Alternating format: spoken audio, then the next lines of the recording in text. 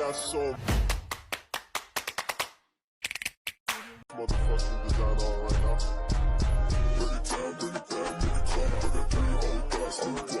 Assalamualaikum warahmatullahi wabarakatuh.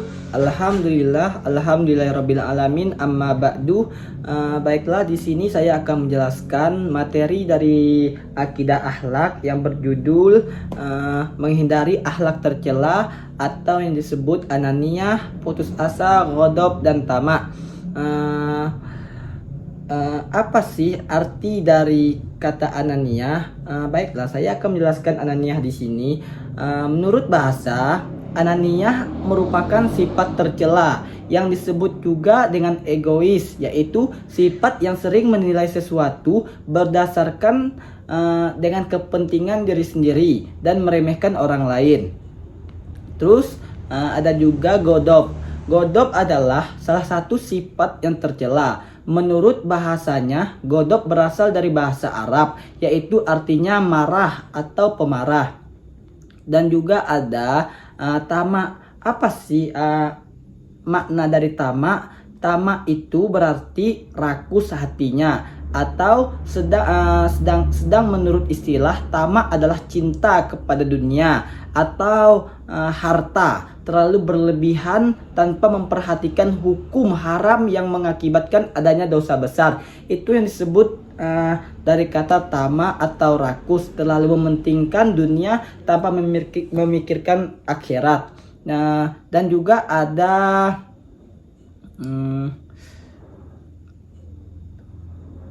baiklah, di sini ada kompetensi inti. Semuanya dijelaskan dengan jelas. Intinya itu menghargai dan menghayati ajaran agama yang dianutnya. Seperti kita agama Islam, apa aja sih yang diharamkan atau yang dihalalkan di agama kita, itu yang kita anut, tidak boleh kita larang, yang tidak boleh kita lakukan, seperti ananiyah, godop ataupun jenis lain-lainnya.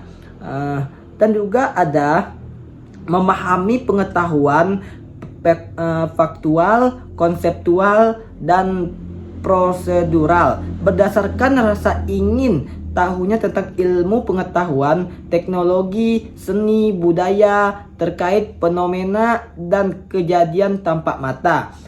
Semuanya dijelaskan di kitab ini, intisari dan semua maknanya dijelaskan di sini. Dan juga ada kompetensi dasar. Apa sih kompetensi dasar dari judul yang di atas tadi, yaitu menghayati perilaku tercela. Ananiyah, putus asa, dan ghadab dan tamak adalah sifat yang dilarang dalam Islam. Yang kami jelaskan tadi itu adalah yang terlarang di ajaran kita atau penganut agama Islam. Dan juga ada mengamalkan perilaku peduli, kerja keras, dan optimis sebagai implementasi cara menghindari perilaku ananiyah, putus asa, ghadab, dan tamak. Banyak secara detail kita sering menyebutkan di sehari-hari kita tentang itu. Cuman kita kurang memahami apa yang kita sebut, sekedar mengucapkan saja tapi tidak tahu arti makna itu. Apa sih arti ananiyah itu, godop dan tamak atau rakus dan lain-lainnya. Kita hanya bisa menyebutkan sehari-hari tapi tidak mengetahui apa isi atau makna dari kata-kata itu. Di sini kita akan memahami semua itu dengan detail dan jelas. Di kitab ini juga memahami pengertian, dalil, contoh, dan dampak negatif sifat ananiyah, putus asa. Menyajikan cara menghindari sifat tercela ananiyah, putus asa, ghadab, dan tamak dalam kehidupan sehari-hari. Apa kata banyak di dalam Al-Quran, riwayat hadis Nabi dijelaskan di situ. Hadis Quran jelaskan kita tidak boleh makan berlebihan, tidak boleh terlalu mengejarkan dunia, tidak boleh rakus, tidak boleh marah berlebihan. Itu bisa menjadikan hal negatif untuk kita. Sebagai agama Islam itu, penganutnya itu banyak yang masih mengingkari ajaran seperti ini. Karena apa? Kita hanya bisa menyebutkan hal itu, tapi kita tidak tahu arti dan makna itu tersendiri. Dan di sini juga ada indikator pencapaian kompetensi. Sudah jelas juga di sini dijelaskan membiasakan diri menghayati hakikat perilaku tercela, anania, putus asa, godop dan tamak adalah sifat yang dilarang dalam Islam. Menunjukkan perilaku peduli, kerja keras dan optimis. Semuanya dijelaskan di sini. Banyak peta konsepnya di sini dijelaskan. Materi pengertian perilaku tercela, anania, putus asa, godop. Aktivitasnya macam mana? Di sini dijelaskan juga aktivitasnya itu mengeksplor hasil pemahaman, pengertian perilaku tercela, anania, putus asa, godop dan termasuk keterampilannya yaitu komunikasi. Bagaimana kamu berbicara kepada orang, bagaimana yang dikata intinya itu berkomunikasi atau bercerita keluh kesah kita kepada orang, lebih baiknya kepada orang terdekat. Bagaimana mengatasi hal seperti ini? Apakah kita boleh? Apakah diajukan kepada agama kita gitu? Hal yang 4 ini tadi tentunya kan sudah dijelaskan tidak. Hal ini tidak diajukan di agama kita gitu. Semua agama di atas dunia ini juga semuanya punya peraturan, punya hukum. Bukan kita aja, hukum kita ini memang sudah disepakati dari dulu-dulu.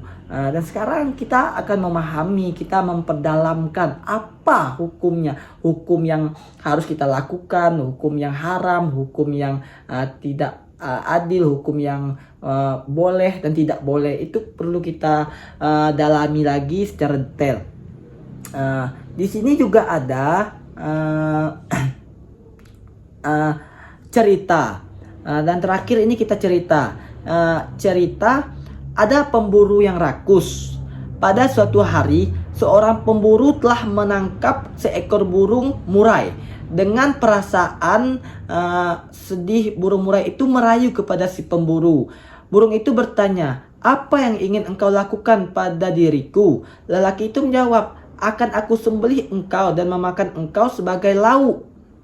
Percayalah, engkau tidak akan begitu berselera memakanku, dan aku tidak akan mengenyangkan engkau." Kata si burung itu, "Jangan engkau makan aku, tetapi akan aku beritahu engkau 3 nasihat yang lebih baik daripada engkau memakan aku."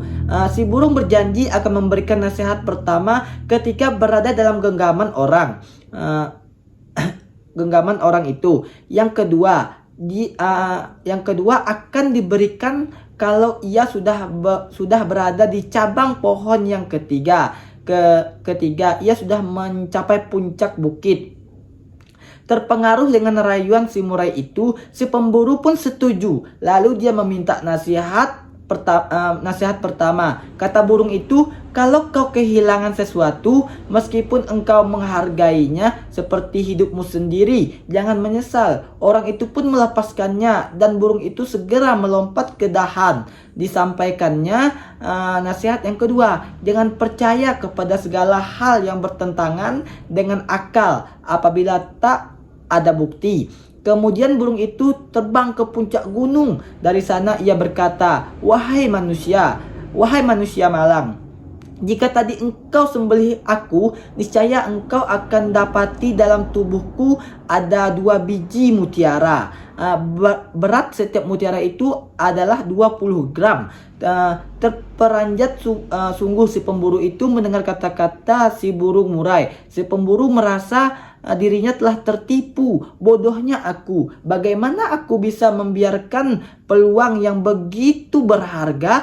Pemburu itu sangat menyesal memikirkan kehilangannya. Namun katanya, setidaknya katakan padaku nasihat yang ketiga itu. Itulah akibat dari kita terlalu rakus, terlalu menginginkan sesuatu yang tidak kita bisa dapatkan begitu. Sesudah kita dapatkan, boleh kita katakan, oh, alhamdulillah, seperti itu. Alhamdulillah, kata syukur yang kita sebutkan. Ini belum didapatkan tapi sudah merasa berlebihan. Itu yang disebut rakus atau tamak.